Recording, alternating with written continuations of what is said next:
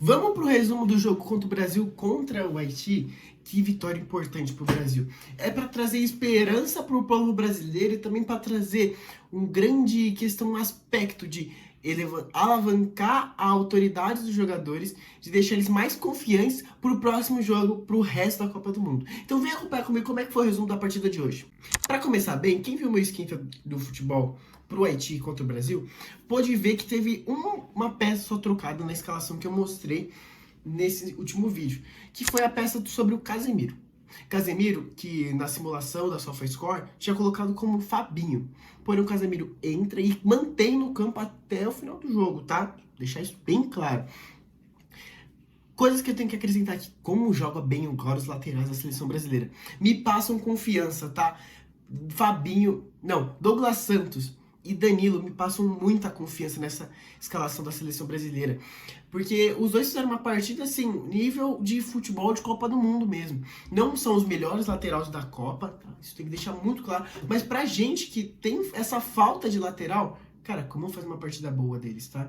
Isso a gente tem que ressaltar como que Carlos Ancelotti acerta nessa função. Outra mudança, Matheus Cunha. Matheus Cunha centralizado no meio, ele não é um 9, ele busca um pouquinho mais para trabalhar as jogadas, mas como joga bem esse jogador, tá? Isso é absurdo. Matheus Cunha merece ser titular, e isso acaba cortando um pouquinho sobre a visão do Igor Thiago, do Endrick. São chances que são mais difíceis. Porém que Matheus Cunha vai lá, crava 2 gols na partida de hoje e mostra que veio para a Copa do Mundo para disputar. 2 jogadores que eu peguei para mostrar bem, 3 no caso, foram Vinícius Júnior, Paquetá e Matheus Cunha. Eu vou comentar um pouquinho sobre a partida deles e como o Vinícius Júnior faz uma partida de Real Madrid. Muitos dizem que Vinícius Júnior não joga Copa América, não joga eliminatórias, mas em Copa do Mundo o cara joga. Em 2022, o Vinícius Júnior participou de quase todos os gols da Copa do Mundo. E nessa temporada aqui de Copa, Vinícius Júnior mostra que é sim o jogador de melhor do mundo, que ele é sim o jogador de Real Madrid, que é sim o jogador decisivo, que decidiu 2 finais de Champions. Vinícius Júnior é esse jogador que pega e bate no peito e fala: eu sou o melhor da parada. E ele não é de jogo pequeno, ele é de jogo grande. E em Copa do Mundo não tem um jogo pequeno. Outro jogador que eu quero comentar por aqui é sobre Paquetá. Muitos criticaram ele contra Marrocos, mas eu falei, Paquetá não se encaixou nessa escalação ainda. E agora se encaixa, pegando bola lá de trás para começar a jogada para levar lá para frente.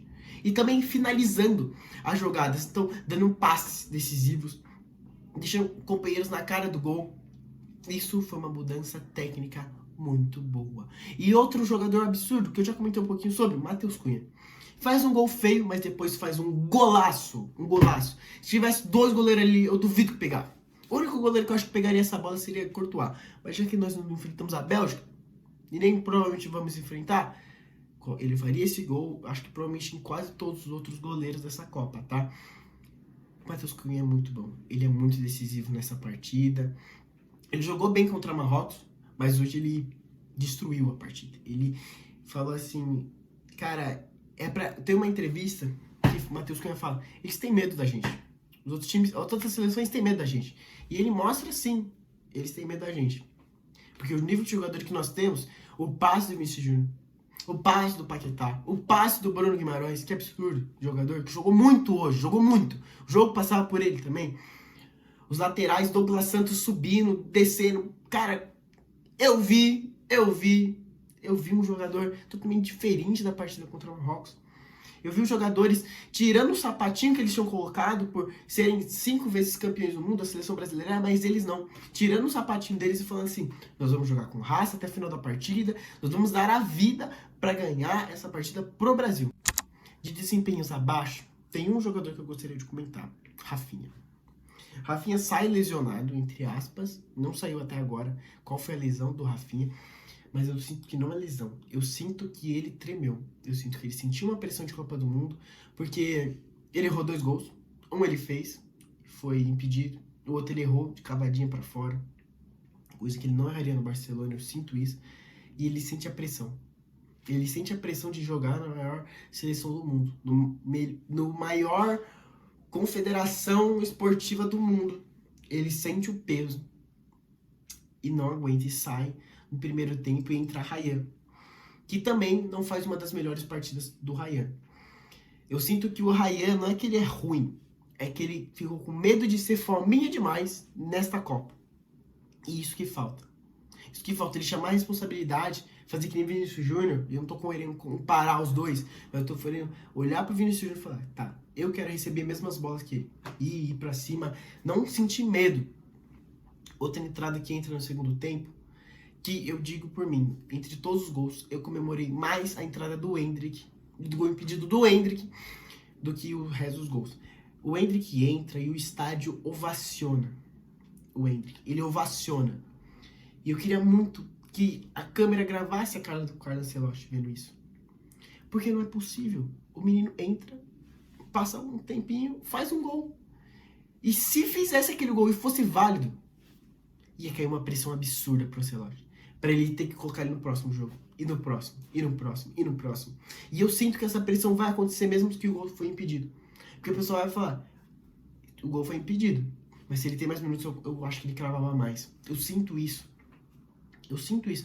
Puxou a responsabilidade em alguns lances, chamando a partida. Cara, Ryan e Endrick é uma dupla fenomenal. Teve lances também que eu fiquei bravo.